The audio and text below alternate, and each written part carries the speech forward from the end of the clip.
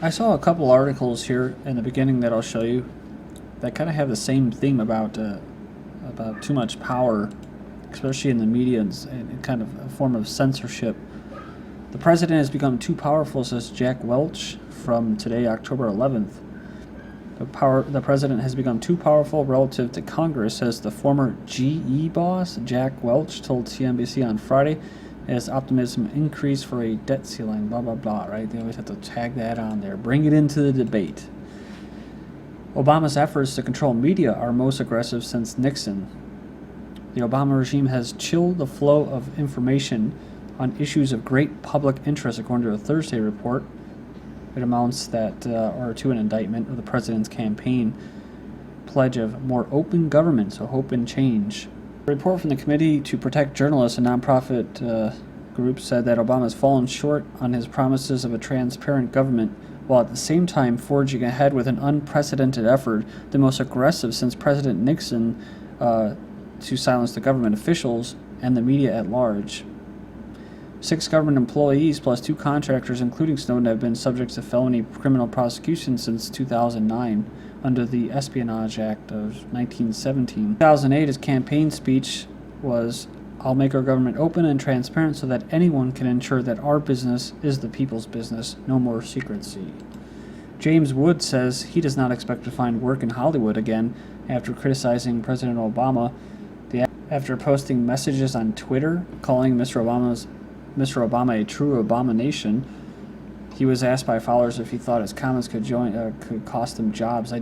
Basically, his quote is saying, "I don't expect to work again. I think Barack Obama is a threat to the integrity and the future of the republic. My country first," he wrote in response.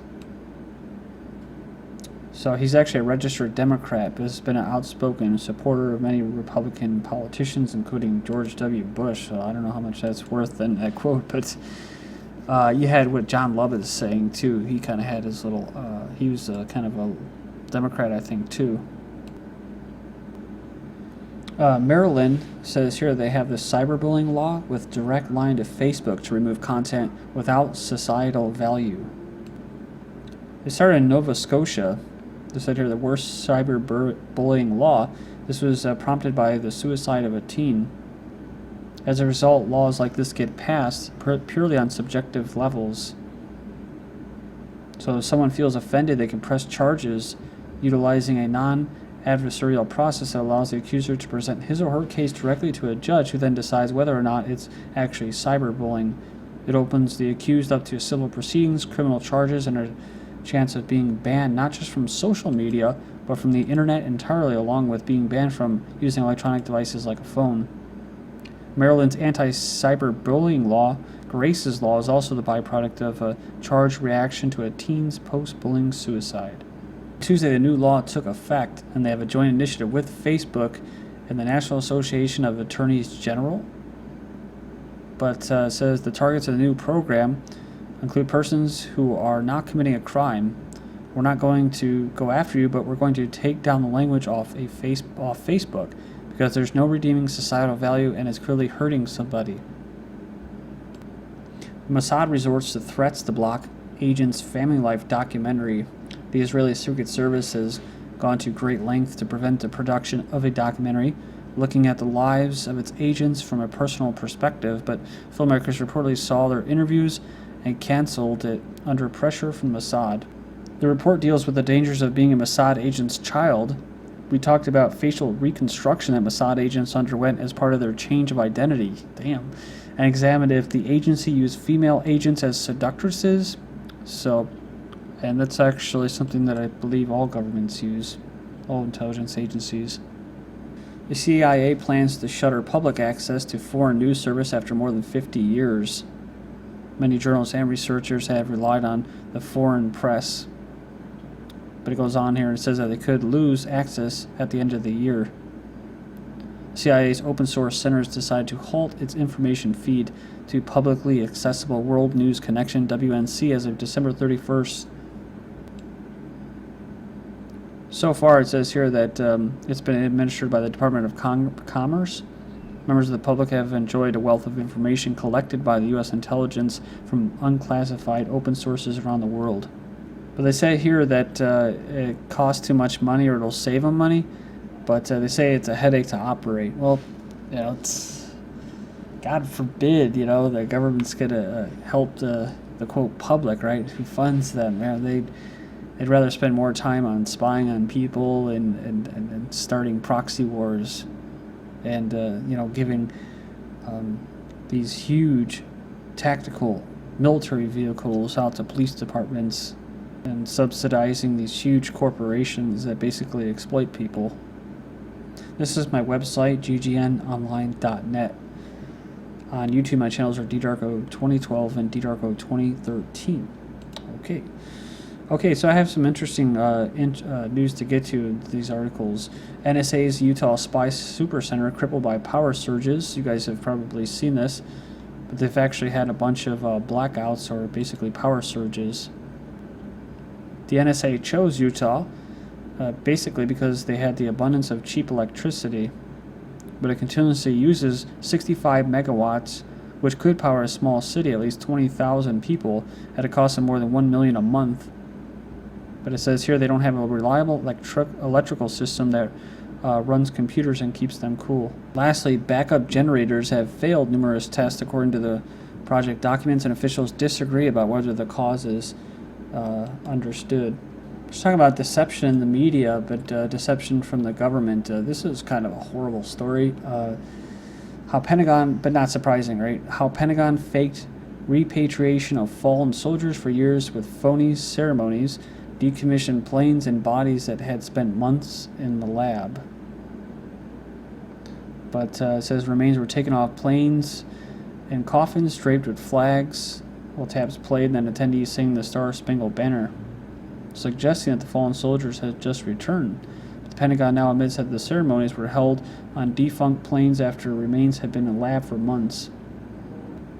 Yeah, it says here often the attendance attended by a tearful audience. They're not actually anybody in those coffins. In fact, coffins are towed out of planes that can no longer even fly, must be towed onto the runway for the phony ceremonies, and remains have sometimes been back in the country for months.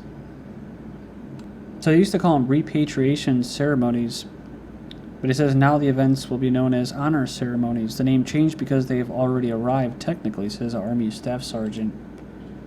In this picture, the moment a biker gang cop was arrested while undercover with Occupy protesters, and the day his double life was shaken when he was confronted with being a rat. So this is kind of like The Departed, I think that movie was. It's funny because we were saying that this could possibly be a psyop. But it went on and says here that this one individual, this undercover cop, inveigled his way into protesters' hearts and won their trust, reads like a plot of a countless movie. And I just think it's ironic that they come out and say it like that, because that's exactly what I thought about the biker gang. The biker gang just in itself was something like a movie, so it makes sense that the people that were involved in it were actually police. Cover blown when he was accused of taking part in a brutal biker gang attack. Occupy protesters have revealed their betrayal and exactly how he inveigled his way into their movement. Once arrested at Grand Central Station, he was willing to empty toilets to win trust and encourage violence and protest. I was saying some of the places to keep an eye on as far as South America, we're talking about Yemen and stuff, Somalia and Africa, but also South America, and the heart of it, of course, would be Brazil. Hearing about these teacher strikes and protests, and I covered that about how all this stuff was happening with the teachers all of a sudden. And then you have this, look at anarchists hijack Brazil teacher protests. So in other words, the Brazilian police are there to provocateur and create violence. Blame it on the protesters. So this guy from the New York biker thing, he pretended to be homeless, but returned to his $400,000 condo, go to flashy nightclubs, and drove expensive cars and motorcycles. One protester even confronted him about being a cop, but he nervously laughed off the suggestion. The cop responsible for investigating the role of the policeman in the vicious biker gang attack admits he too was part of the ride. So see, he just admitted being part of the ride a few days ago.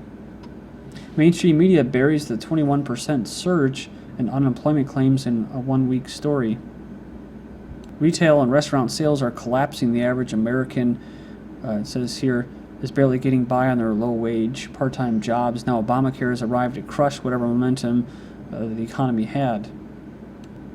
Yeah, the U.S. jobless claims, according to Market Watch, leaped from 66,000 to 374,000. I've covered this before in the past. Foxconn using forced labor to build Sony PS4s.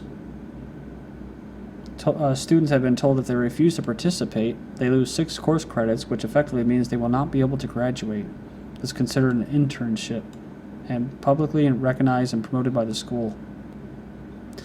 And the students said once they were there, they were assigned jobs that had no relation whatsoever to their field of study, including grunt work like distribution and shipping, so easy slave labor. But internship jobs themselves I don't really like because they're just exploiting you for free labor. I went through that, because to get a job, you got to have experience. Well, how do you get experience? We got to get a job. So at some particular point, these bastards, these companies have to hire somebody, right, so they can get experience. Well, you got to work for free. You got to be exploited. It'd be one thing if you were being an apprentice where you actually got your training and then you worked, quote, for free. You're basically working for your training. But then when you're done, graduate, you get a job. I guess that's how they view internships as. Elite social worker course attracts 1,000 graduates, but Frontline will take only the best 100. What is this? These are kidnappers, state kidnappers. Rigorous government-backed test models on MI5 recruitment to create robust child protection teams. So they're going to use the MI5 type training to get these state abductors. Pennsylvania prison guards make inmates fight for snacks. 3 correctional officers in the U.S. state of Pennsylvania have been accused of organizing inmate fights, rewarding the winners with food and coffee. Principal cancels class because of the fine weather, saying it's just too nice for students and staff to be cooped up all day. So it sounds reasonable, right? But of course, this article is going to tell you that's very bad because that's a brainwashing camp to tell them that everything in this messed up world is the way it's supposed to be. Remember those moments when a teacher decides to allow the class to have their lesson outside to take advantage of the good weather?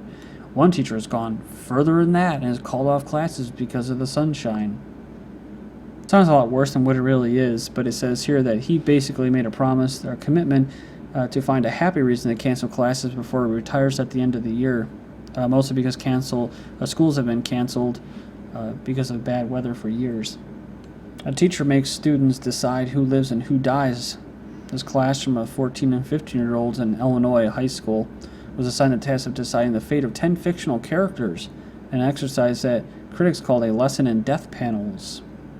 Interesting, so they had 10 people who were in desperate need of kidney dialysis. According to their worksheet, the students opted to spare the doctor, right, the drug peddler for the pharma companies, the lawyer of this blind justice system, the housewife, which I guess is cool, the teacher, which brainwashes people, the cop, which enforces the political and the tax system, monetary system, and a Lutheran minister, which to me personally just promotes more control over the masses, mind control. Among those who dispatched to the hereafter were an ex-convict, a prostitute.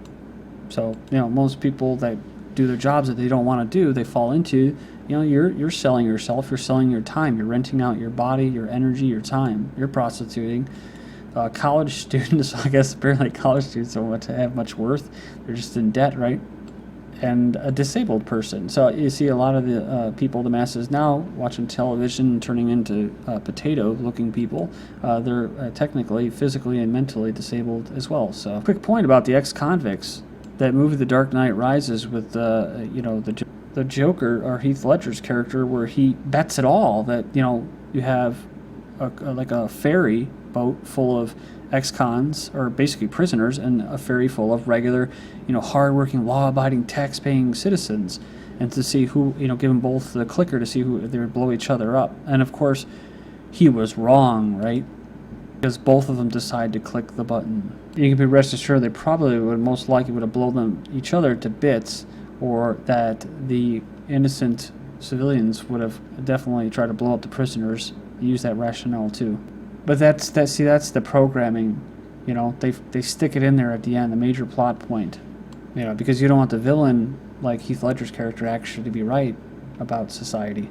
Speaking of wearing makeup, is it a betrayal? One woman's dramatic transformation sparks an online backlash about cosmetics. I guess that's the before, that's the after. I think a real form of betrayal and deception is these transgenders Anyways, this is GGN, and I'm Darko. Thank you.